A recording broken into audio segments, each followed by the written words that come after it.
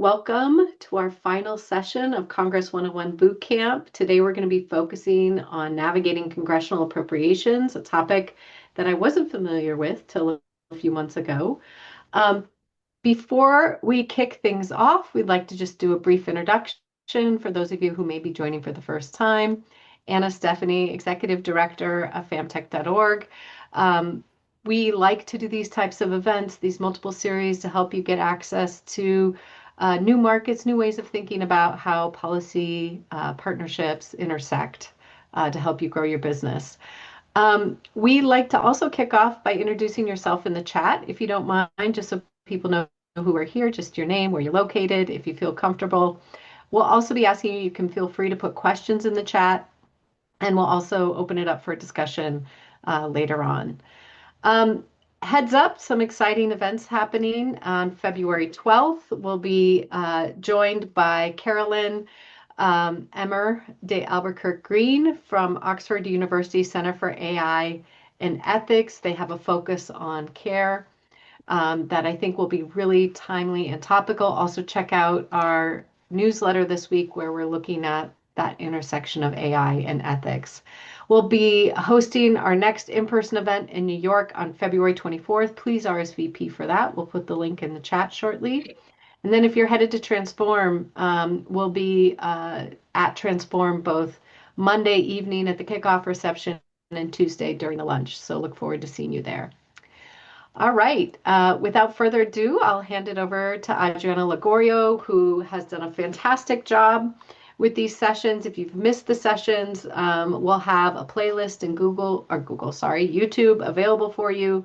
But thank you so much again, Adriianna, for taking the time to share your expertise with us today. Thank you for having me. And I am going to just get my slide deck up here.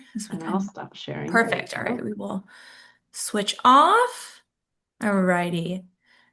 And let me just get this in presenter mode. It's the most technology I've probably used in a long time. Okay, great. So thank you all for being here.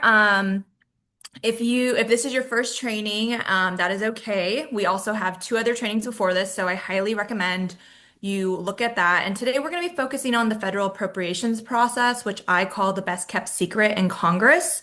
This is something that I did in my professional career on the Hill.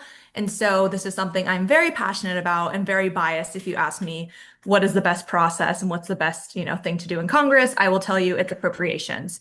So a little bit about me. Just if you're new here, I have close to a decade working in politics and policy. I'm a former legislative director in the U.S. House of Representatives. I was a lobbyist for nonprofits working to support women and families and children. That's how I bumped into FamTech.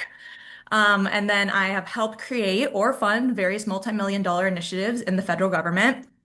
And yeah, a nerd on all things policy, funding, and Congress. So that's my happy place. In this course, you're going to learn three things.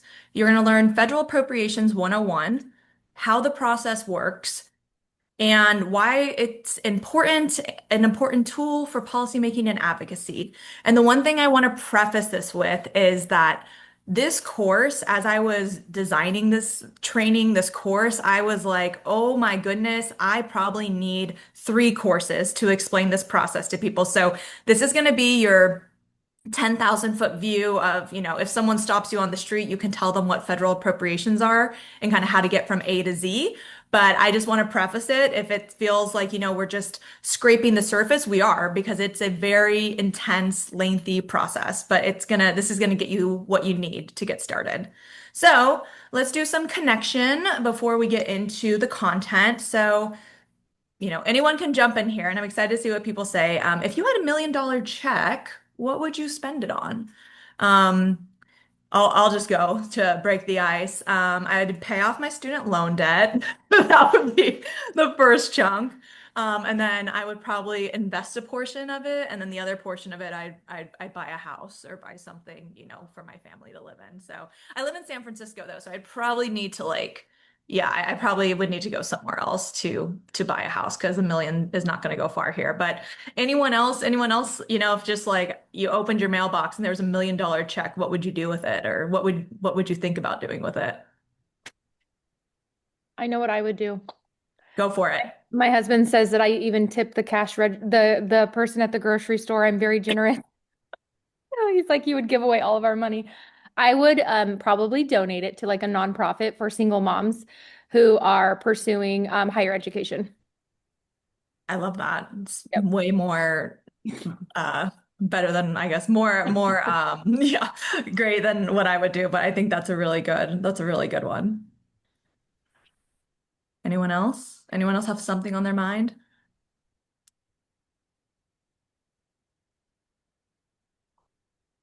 Okay, great. Well, you'll see why I'm saying this because Congress has $1.8 trillion to advocate each year. So they have a lot of $1 million checks just going out, right? So that's, you thought, oh, $1 million is like a lot of money, but no, we have 1.8 trillion to allocate every year. And that's really what we're going to be honing in on, okay?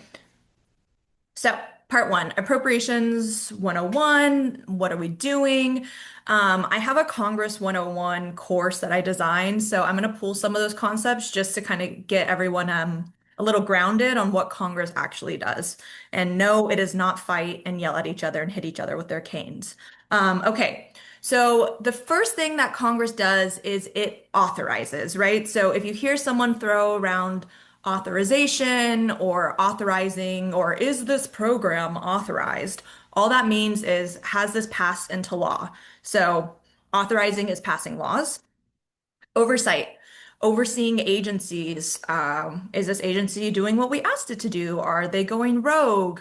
Are, they potentially invading Greenland, right? Like that's all things that Congress has to deal with and that they're tasked with to do. And then the final thing, these are in any like order of importance, but the final thing is appropriations, which is funding. So all those, lovely tax dollars that get collected, different fees, different things that the government collects, that money gets reallocated into the bigger federal bureaucracy. And there is a actual process in Congress to figure out who gets that funding and how we're going to spend it. So those are the three processes.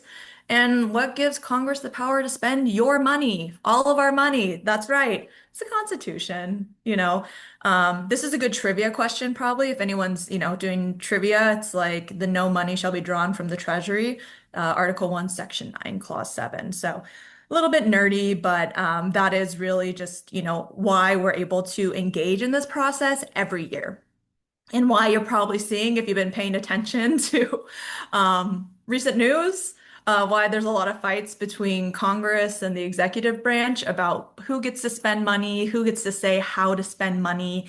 And we foresee this being, a continued fight. But it keeps it interesting. It keeps it fun.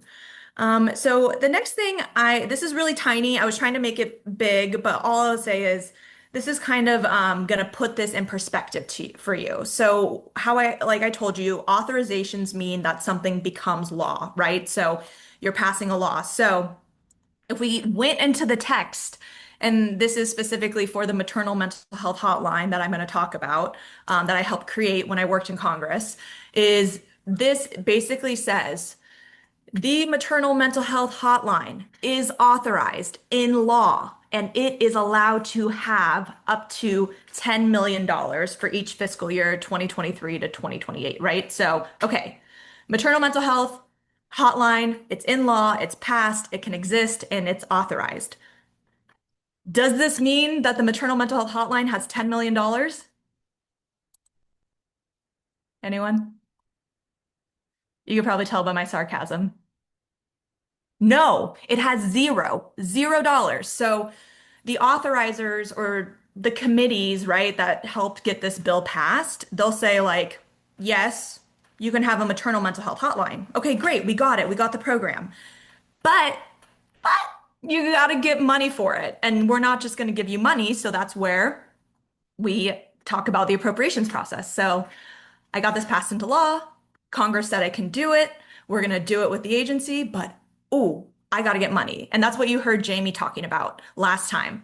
She got her program passed. They did the advocacy, it became law, and then Congress came back to her and said, "So where's the money?" So she had to go to appropriators and ask them to appropriate money to her program. So what you want with appropriators is you want something like this. Sorry, this is really big now.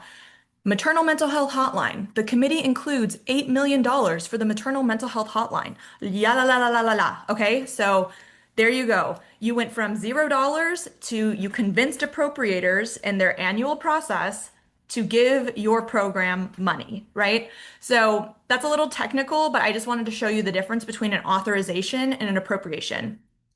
It is really hard to get laws passed, as we talked about. It takes around 12 years to get laws passed. Getting a law passed, getting a program passed is really good. But if you get an authorization of appropriation, it means you still only have zero. And you need to go to appropriators and say, please fund my program. Thank you. Or as I like to tell clients and people I've worked with, not all appropriations need authorizations, but most authorizations need appropriations. So we'll keep talking about this because that gets a little bit wonky. But I like to break it down like this. Federal appropriations are Congress's annual process, annual, every year, to pass funding bills that dictate how to spend discretionary funding. Okay, so every year, funding bills, right? So these bills that fund the government are laws, and they dictate how we spend funding. One thing as I'm going through with this also, because I want to break down these terms for you, is discretionary funding versus a different type of funding. And I can guarantee the different type of funding you are all going to be familiar with, because you're smart and you know a lot more than you think. So mandatory versus discretionary funding, right? So we just talked about, right? Federal appropriations, they allocate the discretionary funding, that 1.8 trillion, okay? Mandatory funding is spending required by existing law for entitlement programs like Social Security, Medicare, and Medicaid, right? So we look at our paycheck and it's like, oh, Social Security tax, Medicare, or, all that stuff. So though that funding, that money is already allocated and it has like specific laws that say how to spend it, formulas. It's very like hard to change that, right? So those are those entitlement programs. Discretionary funding is where we have fun because this is a portion of the federal budget that like after you fund all the mandatory stuff, right? Social Security, Medicare, Medicaid, blah, blah, blah. Okay, so you go there. This is what's left over.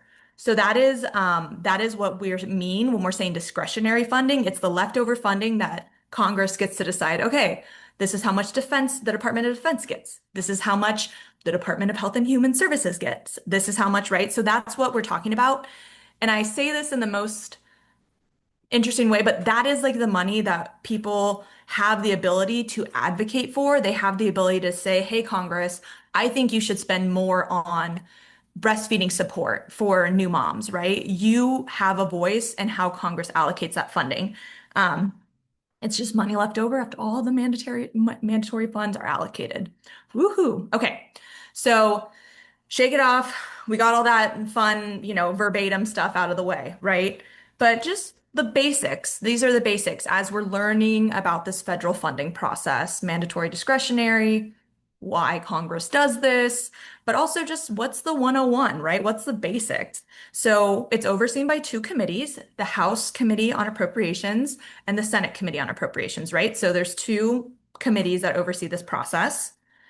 The annual process fiscal year is from October 1st to September 30th. So that is, just the deadline or the timeline we're working in. The fiscal year starts on October 1st. Does Congress meet that deadline? Normally not, but that is, if people are talking to you about October 1st and you're like, why? What are you talking about? That is when the fiscal year begins.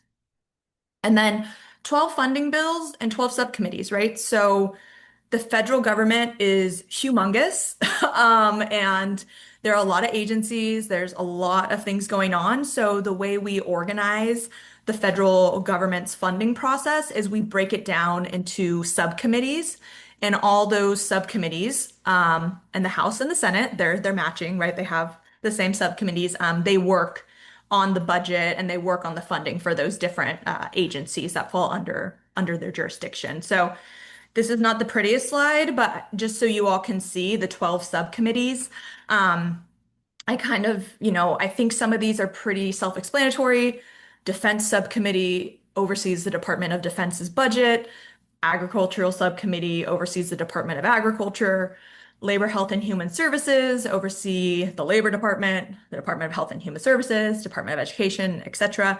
So these are the subcommittees, and these are the ones that you will be working in. So I don't know, say you have a transportation request, you're going to go to the transportation subcommittee. And we'll talk about that a little bit later. But yeah, each subcommittee produces two things. So let's say we're the Labor, Health, and Human Services Subcommittee for the House. So we're going to produce a bill, which is like the actual law that says how the agency needs to spend the funding, right? We need to pass that into law, so they listen to us, and a report. And I think that this is also something that a lot of people don't realize, that most bills in Congress, especially in appropriations, are accompanied with a report. And all I want you to think about the report as is the instruction manual, right? If you want to torture someone, have them read a bill from, the beginning to the end. That's pure torture. But if you want to actually understand the congressional intent, what they're trying to do, read the report. Because the report, I will argue, is more powerful than the bill, especially when we're working in this funding world. And I'll show you that a little bit later, but you'll see, because a report will say, I don't know, hey, agency, I know you've been doing this way, but we as the committee that fund you and oversee you wanted you to do it this way. And here's $2 million for that specific, program. So the report really is those instruction manuals, kind of looks like this. This is, just words. It's easier to read. And as I kind of like to describe it, it's like a hug. It's like the bill and the report, they hug each other and they need each other. And so, that's, what we do when we're funding the federal government. And like I said, the House Labor, Health, and Services Subcommittee, as an example, they'll put out their bill and their report.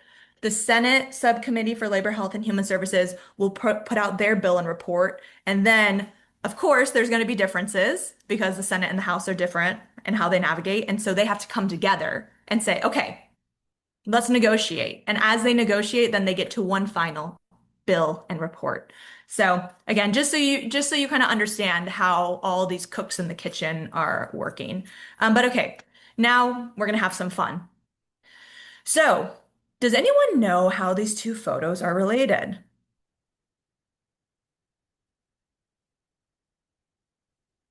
I think it's been a long time since Sarah Palin has been around. So I'm part of the committee to bring her back a little bit so we don't forget about her.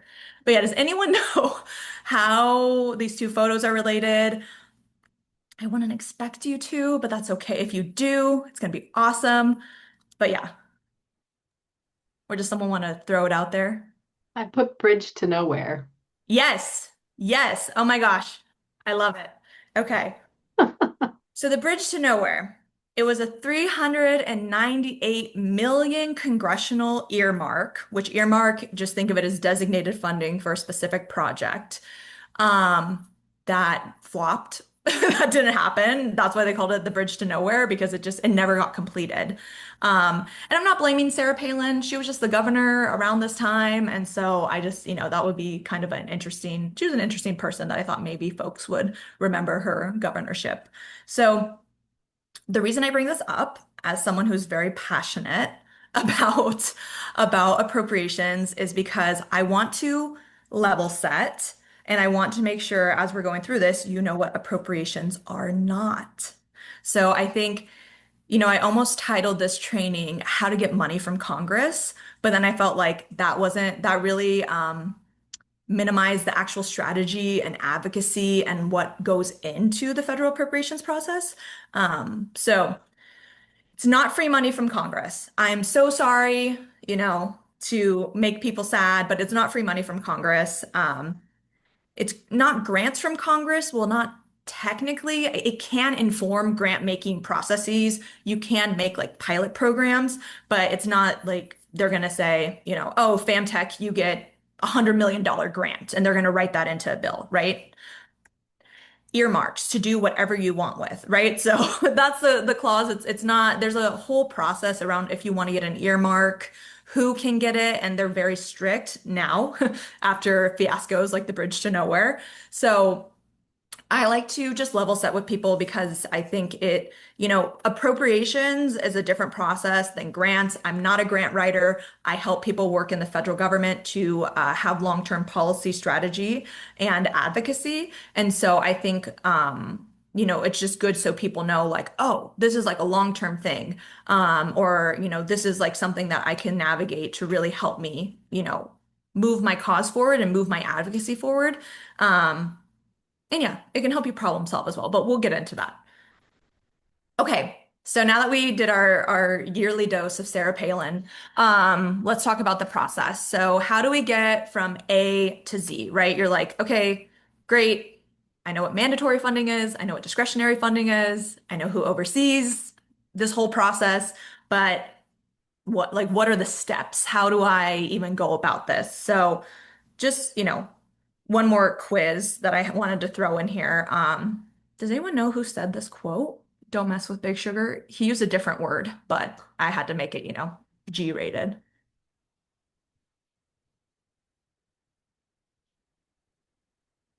It's okay if not. Maybe if I put his photo up. Anyone know who that guy is? Former Speaker of the House, Boehner. Okay. So the reason I'm putting this quote here is because it was really related. It was related to legislation, but one of the most powerful lobbies in like the appropriations process are the sugar people.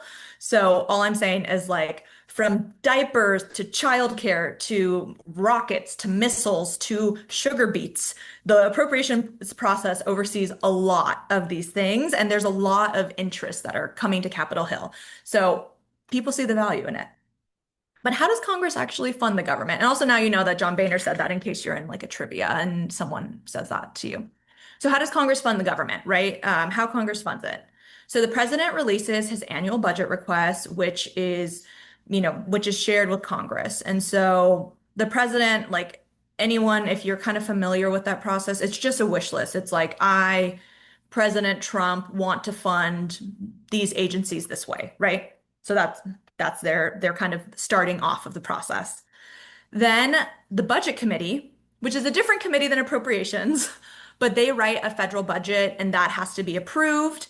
And that's really important because then it tells appropriators, okay, you have this much discretionary funding. That's really what it does. And then appropriators can start the process. They say, okay, cool. This is how much we need to divvy up amongst the 12 subcommittees, amongst the different agencies. So they'll hold hearings and then they'll draft funding bills. Then the committees will vote on the funding bills. Then the House and the Senate will conference the bills. So that's what I was telling you all about. The House does their process, the Senate does their process, and then they have to come together. So let me make this tangible for you. Say I'm advocating for a program at the Department of Health and Human Services, and the House gave it $5 million, but the Senate only gave it $2 million. So obviously, when the House and the Senate come together, I'm going to be really advocating hard that they put $5 million towards that program, right? So that's why the process, it's good to see the two different bills and how they compare, because then that helps you in this conferencing world. The full chambers will vote on the final bills. So, the House and the Senate will say, okay, here's our negotiated bill. And then the House and the Senate need to pass it out of the chambers. The bill goes to the president and is signed into law, and the agencies receive funding. And that is normally how it goes, right? No. If Congress does not fund the government by October 1st, then we have a shutdown. So, as we had recently heard, there was a lot going on with the shutdown, and this is dictated by the federal appropriations process.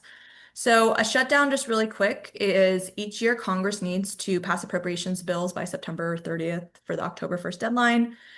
1996 was the last time Congress ever funded the government on time. So, not looking great. And without a funding mechanism for Congress, the government shuts down. So that is really how it works. Now, how do you participate in this process, right? So you're like, okay, I got the roadmap.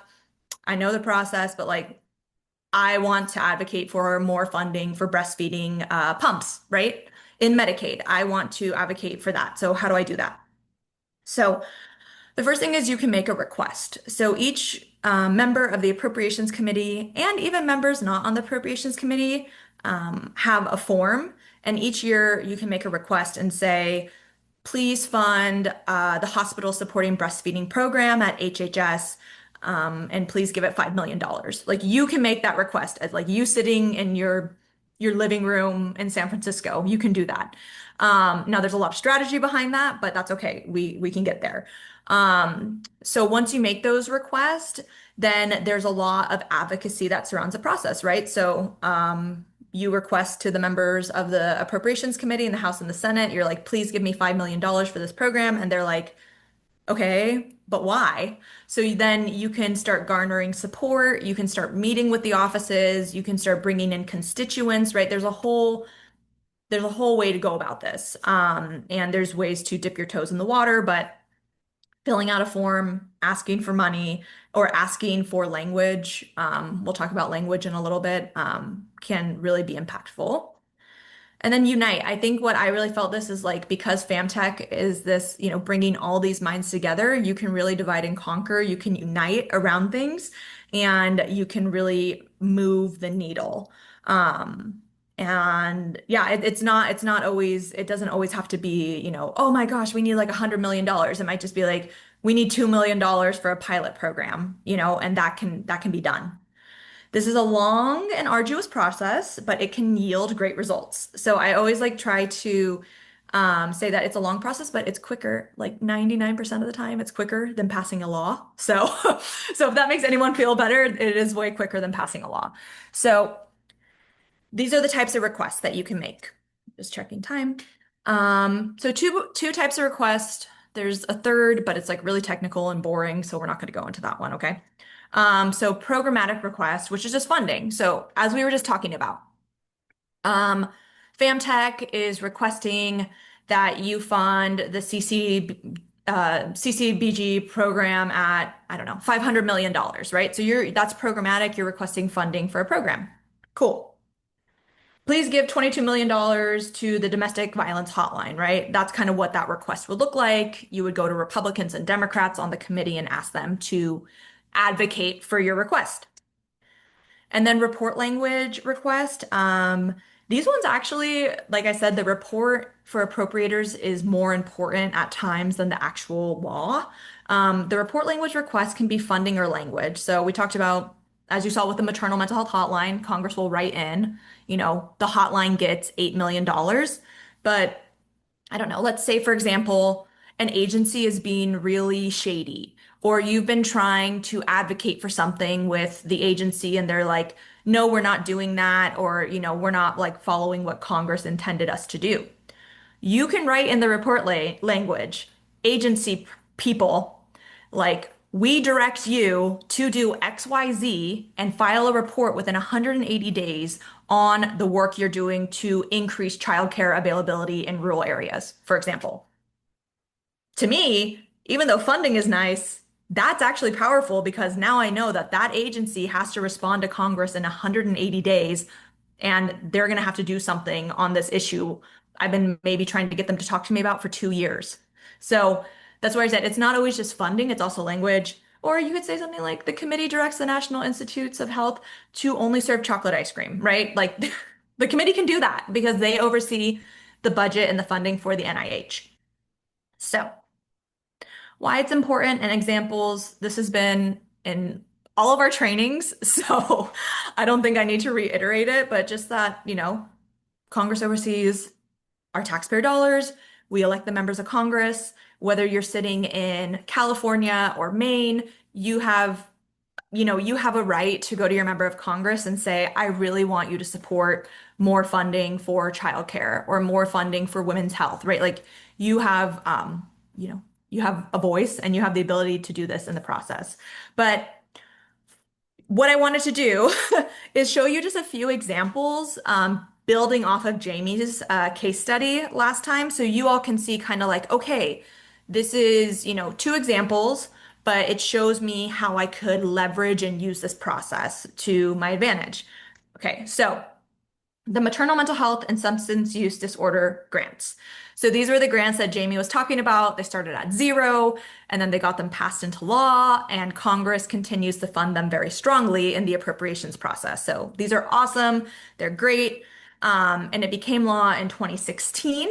So it was authorized, as we talked about. It got that little authorization that said, you get $5 million for this program. But as Jamie said, she had to go get the money from the appropriators. It was authorized for 5 million for each fiscal year for 4 years. So that meant she had 4 years of going to appropriators and saying, please give this program $5 million. Please give this program $5 million, right? So you have to go back and you have to ask for this.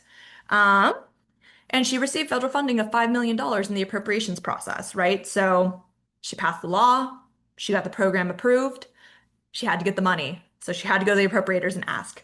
So I would just say, just so you have this in your mind, that's the normal process, right? That's like what Congress would ask you to do.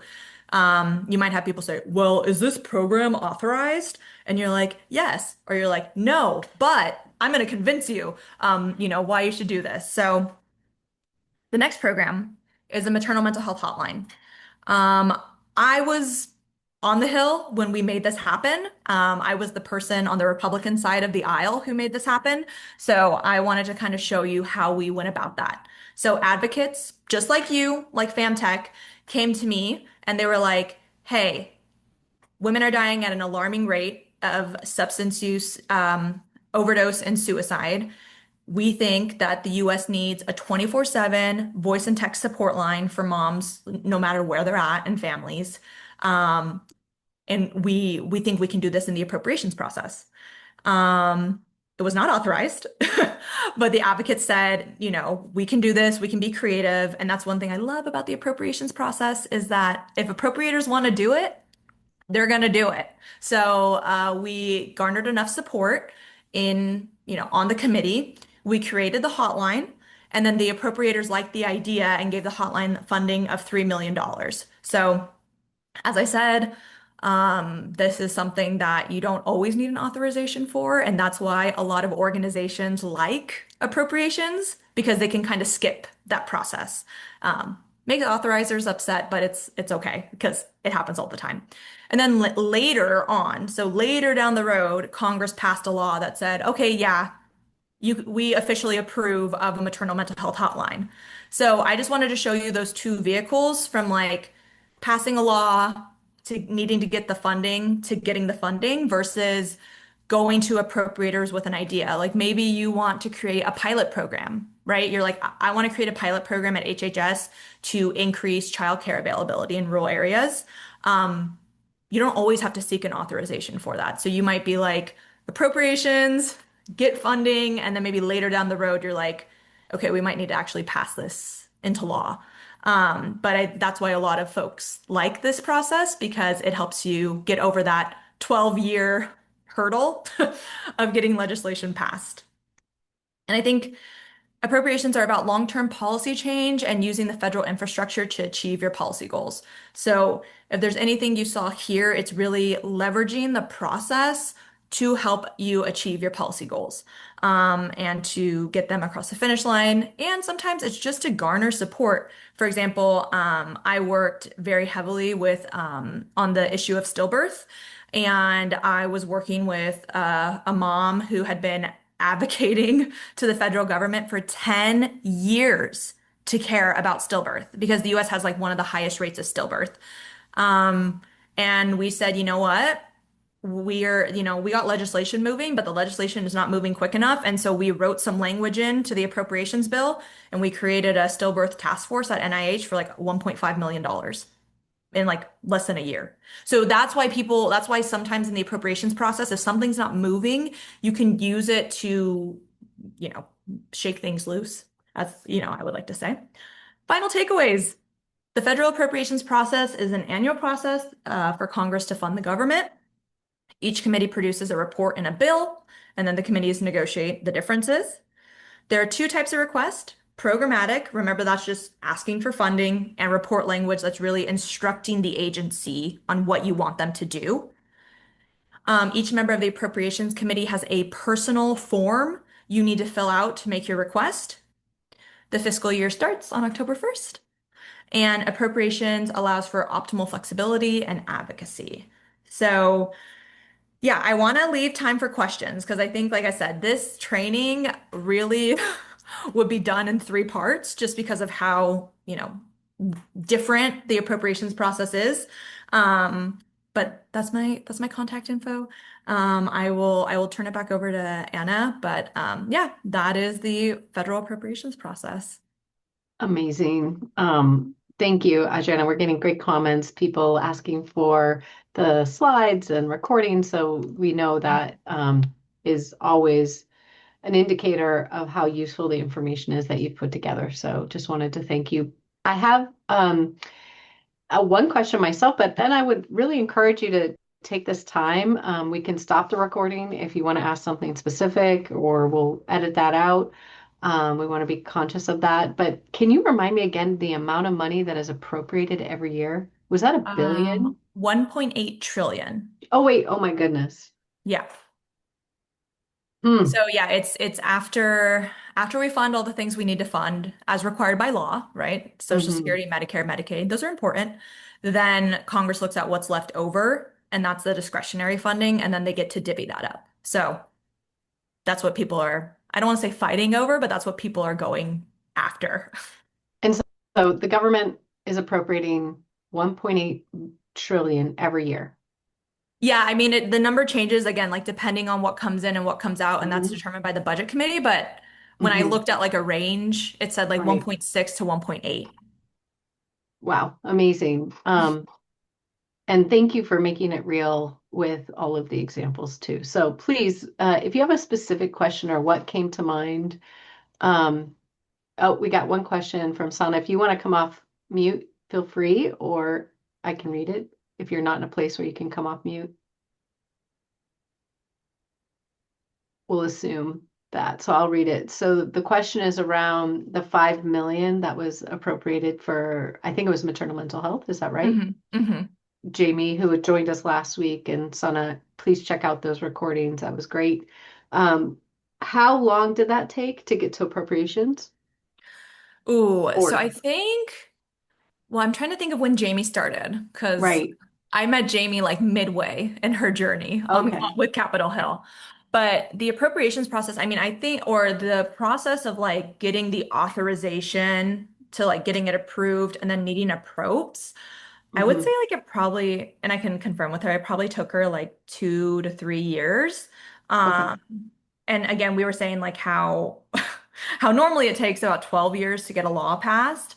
But Right. the cool thing with Jamie's bill, and which is like great to like, when you hire people to help you, is that it got tacked on to a larger package that was moving. So she didn't have to just move one bill. She kind of like was very strategic and rode with another bill across the finish line. Hmm. But upon like that getting approved and going to the next cycle, I mean, I think she got that like the same year. So she was able to make the case to the Hmm. appropriators, like my program's approved and I want appropriations for it. And she was able to do that very quickly. So Amazing. Okay, that's helpful for context and strategy. yeah. Um, and we have another question from Jessica. What happens during a CR? How do we navigate through CRs?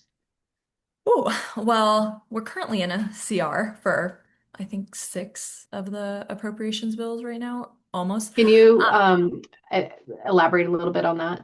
yeah, so a continuing resolution. So, as I said in the presentation, right, Congress has not funded the government on time since 1996. So, a continuing resolution is just like a IOU. It's like, okay, we didn't figure out your budget, so we're just gonna like keep things, level and we're gonna work on it. So basically, we're currently in FY 26, but some agencies are operating under FY fiscal year 25 levels. So that's what a continuing resolution is. It just like keeps everything at the same level.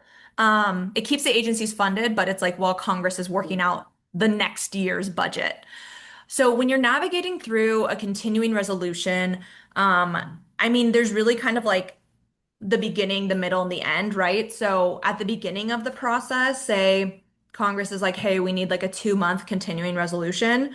So they approve that. That would be the time where you're advocating and you're pushing the committee you're targeting because they're negotiating, right? They said, we haven't finished the negotiation, so we need more time. In the middle, it's kind of like things start to solidify, hopefully. So, there's only so much advocacy you can do with the committee. And then at the end is when you're looking to see what got in, right? Because Congress will put out, their negotiated report or their negotiated bill and report. So navigating a CR, like I said, is really about understanding where you're at in the process and that a lot of that comes down to intel collection and understanding, are the House and the Senate still negotiating this bill or have they ended negotiations? And then from there, you can see what got in there. Um, in like the recent process, it was a little bit difficult because we were working through a shutdown. So I don't, I think a lot of it is not you're not advocating for a continuing resolution. You're advocating for your program when Congress figures it out and passes like the full year funding bill. So yeah, that's again, it gets a little bit wonky, but I just think a lot of people are like, oh no, we're in a CR. That means that we're not going to get a funding increase for the next year. But what I really think it means is I need to talk to my champions and say, hey, if you're on the negotiation table, if you're bumping into committee leadership, please, instead of, asking for, X amount, please ask for 5 million, right? That's kind of where that process allows you to kind of, advocate a little bit more. And like it's not a bad thing. Like as I said, since 1996, we haven't funded the government on time. So it's almost like I expect continuing resolutions. You just don't want a full year continuing resolution because then that means everything, gets funded at the previous year's level. So Mm. if you were I think asking for 10 million for the hotline, that means that the hotline is going to get funded at 7 million. So then you don't have a lot of flexibility. So yeah, full year Jessica, continuing resolutions are bad. Jessica, for the benefit of everyone, if you're comfortable, can you just share kind of what you're thinking? Yeah.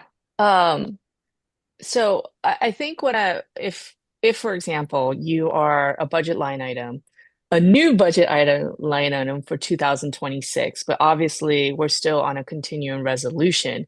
Yeah. Does that like so there's a kind of like you basically don't start the programs until the 2026 federal appropriation bill actually gets passed. Am I Yeah. assuming that correctly? Yeah, Um, exactly. Like everything is FY25 level. So it doesn't mean the program stops. It just means like, Jessica, if you put in like you wanted more money or you wanted them to fix a problem or to innovate or do something, they can't do that because they're operating under that FY25 level correct. and yeah, umbrella, I guess. But then, like, if you're a new line item, you Hmm. basically, it means that you're just not starting until whenever. So I guess where my next question actually lies is like, let's say you were supposed to start for 2026 and we're Hmm. now on continuing resolution, and that continuing resolution doesn't get passed until September. Essentially, you've just gone a whole year with not starting. Yeah. Like, is that kind of the assumption? Yeah, exactly. So I think probably not FY26, but FY25 is the best example. So in FY25, so the previous fiscal year, Congress could not get it together and they needed to pass a full year continuing resolution, right? So they're like, you know what? We need to just like kick this for a full year.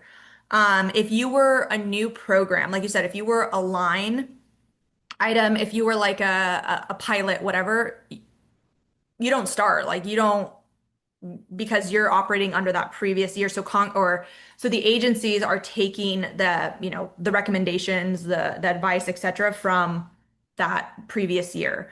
So not ideal. And that's why I said continuing resolutions are bad. We do not want to do them for a full year. And that's really been the fight right now between Congress and the executive branch is the executive branch likes continuing resolutions because it kind of gives them like a blank sheet of paper of what they can and cannot do. It gives them a lot more room to navigate versus if you pass the full fiscal year budget, it's harder for them because they have that congressional instruction in the report. Um, yeah. Interesting. Jessica, do you have a follow-up question or does that help? Statistically, how likely is it that we're in, right, Jan 30th, we have a deadline. Oh, How likely, yeah. from your own personal opinion, that we're gonna have another 2025 issue? No, so I actually think compared to like that process, like last year's process when it was like watching paint dry and like felt like nothing was getting done. Um this year I feel like the appropriators have really like stepped up and like they're trying to get this over the finish line. I'm not sure if you've seen, but they're in the House right now. They're trying to do a technical process where they're like putting the final bills all together so the Senate can pass it really quickly. Right now, the only issue of a potential continuing resolution is just because the Senate is not in DC right now. And the Senate is very slow. So they're concerned that the Senate might not have enough time to pass the final package by January 30th. But normally what Congress does is they'll just do like a 24-hour, 48-hour continuing resolution. So they just like pass a really quick one, keeps the government open, and then they get through their procedure and they pass that full year bill. So yeah, I mean anything can happen, but I'm very positive that I'm seeing both sides move to try and get this across the finish line. I think it's just, the Senate was on vacation in Europe this week. So they don't know. I mean, I guess we need to talk about Greenland, but yeah. So it just puts things kind of behind because the Senate they have a lot of steps to bring these kinds of things to the floor. So I'm Jessica, staying I think positive, Jessica. Jessica, I think you need to create a poly market about whether or not this will pass. My Maybe bet there is is one out there. We should look. I've government been, shut down again. yeah, totally. I have been thinking about that as like, could we API into these markets to get better decisioning? Like consecutive, hive mind it. Um, so right now, U.S. government funding lapse on Jan 31, it's a 32% chance, if that helps. But it's crazy right now. Yeah. And I think, Jessica, I'd love to hear your thoughts if you think this is detrimental across the board from like the industry and if there's something that we can support, um, or from anyone else. That goes for anyone out there. There is another question I'll just put out there, and thank you, Jessica, for your willingness to kind of help us think through it. It's around, sorry about that. This is from Chelsea. Chelsea, do you mind just coming off mute and asking? Yeah, and would be interested to hear other answers to the question Anna just asked too. But I was just curious, kind of summarizing, Adriana, why wouldn't you always just go to appropriations based on everything you've said today?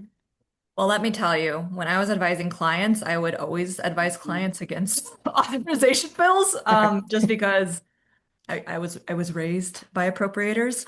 Um, I think like in the case of the hotline, for example. It worked for the first couple of funding cycles, not having it authorized, but also as you switch like administrations, right? So I think we started it in Trump one, and then we went to Biden, and then we went back to Trump two. Um, the administration could come in, which we've seen people do, and say any unauthorized program is going to be cut, right? So then you're like, oh no, I mean, Mm. sometimes they'll do that and then Congress will still be like, okay, be quiet and they'll still give funding. But you kind of play this like game of like, oh, is my program going to now be cut, right? Because it's not authorized. So I think like as a jumping off point, I think like if it's something that there's a lot of congressional support on the Appropriations Committee, sometimes I have moved clients away from a bill that they're like, oh, we've been advocating this for like 5 years. And I'm like, why don't you just put it in appropriations? You know, like we don't need money. We can just put language in. And I mean, I recently did that with a client. So I think just, for the sustainability, it's a good starting point. If you have enough people supporting it on a props, you can defend it. But if there's a vehicle moving or there's a way to get it authorized, it's a more sure structure that you can make the argument for funding, right? Of like, hey, Congress approved this level for the next 4 fiscal years, so this is why we're arguing it versus having to explain, to staffers. Well, it's actually not authorized, but we still want like $10 million for it, right? That's just a harder case to make. But I use the process for a lot of things. It could be for like new ideas, it could be for existing issues, or it could be, like I said, that client who's like, oh, we've introduced this bill for 5 years and it's not moving. And I'm like, it's not going to move. So like, let's go to appropriations and see if we can move it in a different way. So I hope that answers it, Can you Chelsea. give a question, like an example on that innovation component? For like, okay, so I'm trying to think of like something like Sorry to put you on the spot. yeah, like innovation, you're saying like a new program. Yeah, right. The Okay. broad definition of innovation where Yeah. yeah, So that could one, be technically fundable. yeah. So, okay, I guess I'll give two examples. Like one I just saw happen, which is really exciting. So I'll share that with you all.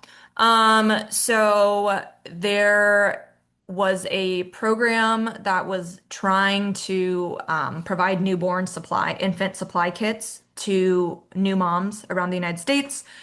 It was like a private-public partnership. It was working, but it was started under the Biden administration, which is not bad, but it wasn't authorized. It was kind of like we didn't know if it was gonna make it, like if the agency was gonna continue to fund it. And so I didn't lobby on this for a long time, but I started it with my colleague, went to the Appropriations Committee and said, hey, there's this public-private partnership. It's working. We want to build it out and have it continue to work. We think we need to write in language into the appropriations bill to give this partnership like funding, right? Like to give it actual line of funding. To give it a home as well, right? Because it's like it give it a home in health and human services. So fingers crossed, everything gets passed. That public-private partnership with HHS and I don't know specifically who was working on it, but like people like Huggies, right? Those kind of folks were working on it with the agency are going to get $5 million to continue this newborn infant supply kit, which is like for like a first year program, like in the sense of appropriators have never touched it. I'm just like floored. I'm so excited for this. So that really came from like, you know, public and private interests saying like, hey, this is a good program. We want to sustain it. We don't want, one administration to another administration like wrecking this program because it's helping new moms.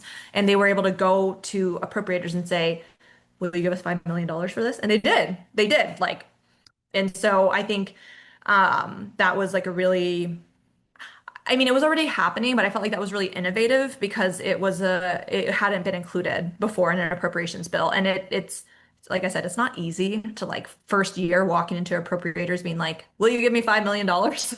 So I think that was like a really cool thing to see.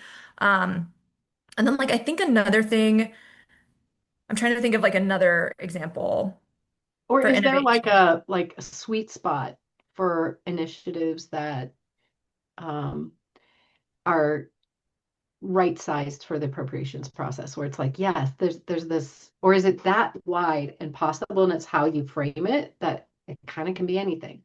Yeah, I would say it depends on the bill. As I Mhm. say, I would assume a lot of folks here would probably be interested in labor, health, and human services, but I know Jay Vest is here, so she might be more in the financial services world, right? But Mhm. I always say LHHS is like a knife fight. for like every dollar. So, Got it. I Know just what you're like, going into. yeah, like I would tell people if you can get like initial funding of like anywhere like 750K to 1 million, like take Okay. it. Okay. Um, but yeah, I think it really depends on creativity. It depends on agency buy-in. It depends on a lot of factors. Um, but again, a lot of it is how you message it and if you have the committee buy-in. And I think that's something that I didn't have the chance to get into, but I think it builds Sure. off of our How to Talk to Congress training. Yeah. Um, you need Republican and Democrat members of the committee and off the committee, but of the committee is the most important to advocate for what you want. So, like, if you want to do like a $1 million pilot at HHS or like the Treasury or something, you need to make sure that like both sides of the aisle are requesting for you. And so that again, that comes down to framing, how you talk to Congress, how you advocate. But I mean, sweet spot for me if I'm like navigating in my normal like place, which is LHHS, Labor Health and Human Services. I tell people like around like 1 million is like fair to ask. Mhm. um and so yeah. Amazing. Well, I think Audrey and I speak for many. Thank you so much for your passion, for your willingness to share to our community. It has been really eye-opening and more to come, I think, on this. This is a time where we want to lean in and make sure these voices are heard across the community. So, without further ado, thank you. We'll be getting these out here. I think there's a maybe three-part session on appropriations sometime in the future. We'll go the 200 level of courses now that we've completed the 100 Yeah, level. for sure. And Awesome. if we get past this January 30th Yeah. date, then we'll be starting on FY27. So now everyone Okay. can take what they learned and put it into practice for now. Amazing. Okay. Well, I wish you all a good rest of your day, and thank you again, Adriana. We really appreciate Thank it. you. Take care.